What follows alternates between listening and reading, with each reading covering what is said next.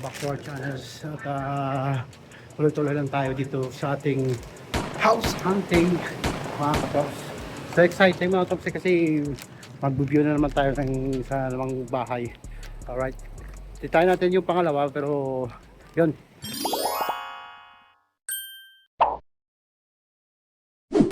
Oh, ito na nga mga katrops, ito yung bahay na pupuntahan natin. Ito yun oh, bagong community dito sa west side na to mga katrops. At meron din siyang school. Ayan yun oh. So papasokin na natin yung bahay na to. So tara, let's go, come on! Come on boys! Oh, ito na yan mga katrops oh. I-show ni Madam Junalyn. Tingnan nyo, wala pa siyang loan pero kasama na yan sa price ng bahay kung makukuha natin to. Yan. Hala, sige, pasok kayo. Ay mong gagandaan ito yung school, ito yung bahay. Hello Madam! Hello! O yan, si Madam Junalyn. Ay mag-show na ng bahay. So ito naman. Ano naman to? Habang yung pinto. Dito naman sa Gary Station. Ilang bedroom daw to? 3 bedrooms, 2 bath, pero 1,000 square feet. Medyo malaki-laki. Ayun. Dun sa tinignan natin nung una. Yan. Galing. Magkano naman to? Magkano? Oh, don't touch anything, okay? Ito, price na 399. 399 kasi sa gitna. Ito ang backyard yung mga katrops oh. Ayan oh. Yan. Nasa west side yung location nito eh. Bagong-bago na amoy pintura pa. Yan. You go check it out upstairs. This is the washroom mga katrops. Oh, this is the new room. Brand new room mga katrops. Tapos ito yung ano, yung view mo mga katrops. Ito yung master bedroom. Let's go to the master bedroom. Okay. Oh, nakadungaw pala to sa school eh. That's the school line. Look at that. Wow. The master bedroom. Oh, kasi meron siyang washroom. Ang wala lang kasi yung ano eh, bathtub. Ayun. Yeah. Go check it out. Closet. Why always get the backyard? Oh, this is the other room. So it's 1, 2, 3 room now. Yeah. Big closet over here. Come on. What is this? Oh, this is the washing machine yata. Oh, tama. Ito yung lalagyan na ng washing machine mga katrops. Ayan. Wala pa kasing ano kasi bago yan eh.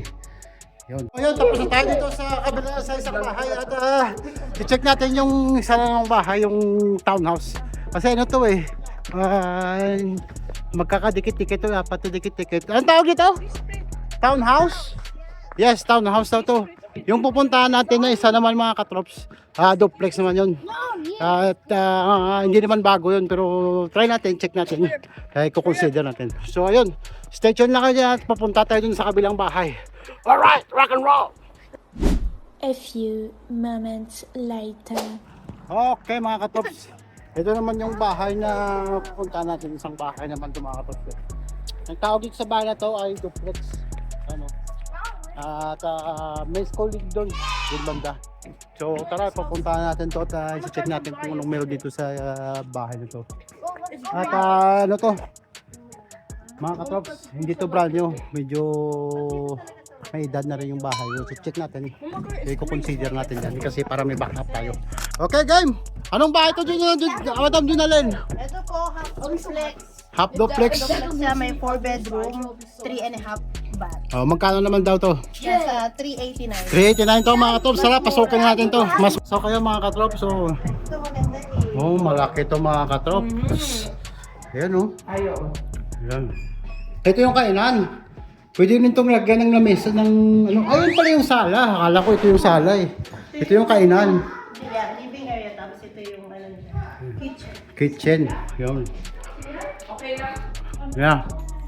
Ito yung Ang ganda ng backyard dito nakita. sala mga katrops. Ang backyard. Tingnan mo oh. Malaki rin yung backyard. Yeah. Where's our bed? Let's go check the ano. Ito yung ano tinatawag na ano yung ulam yan, yung rep. Ito yung backyard mga katrops oh. Malawak yung backyard nito. Yan. Oo, laki. Laki ng backyard. Kasi ano to duplex lang so medyo may kalakihan to. Nag-fight Yeah. na kamaaral. Let's go. Punta tayo sa taas. Check natin. Yung unang bedroom. Yan. Tapos, ito naman yung isang bedroom pa. Medyo maliit. Ito yung washroom. Ito yung parang cabinet. At ito naman yung pinaka master bedroom yata. Medyo malaki ito Yan. Tsaka may walk-in closet. At may washroom sa loob ng bedroom na to. Master bedroom. Alright. Check natin yung basement mga katur. Oh wow. This is the basement. Ang laki. Ang laki ng basement. Pwede maglagay dito ng ano. Parang isa pang living room. Yeah. Isa pang living room. Hey, put it back. Madam Junalyn, pending na ba to? Yun. Ganun kabilis bumili lang bahay dito. Kanina lang to pinos. Pending na ngayon. Mga 3 days na po to sa market. 3 days na sa market. Ngayon. Ngayon lang nila pinending. Paano dahil naging counter offer yan? Pwede po tayo mag-back up offer. Oo, ganun. Oo, sige. Sabihin mo, 1 million sa atin. Hindi, joke lang. Sayang. Oo nga, hinan mo. Meron na yung dito. Ito yung shower. Pag gusto nyo maligaw ng mainit o malamig, punta kayo dito. Yan. Sayang to. Sana makuha namin. Pero pending na daw to Ayan. Alright, come on. So yan mga katrops. Dalawang bahay lang muna tinignan namin. Yung isa, yung townhouse, tapos ito, duplex naman itong mga katrops. Yung backyard, yung laki Yun. Pwede na sana to. Kaya lang sabi ni Madam Junalyn, pending na daw. Ganun kabilis ka kumuha ng mga bahay ngayon dito sa Canada mga katrops.